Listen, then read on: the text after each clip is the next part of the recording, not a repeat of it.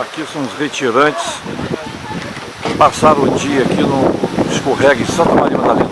Este primeiro dia último de janeiro de 2017. Agora é a hora de sair em retirada. Ô, Vitinho!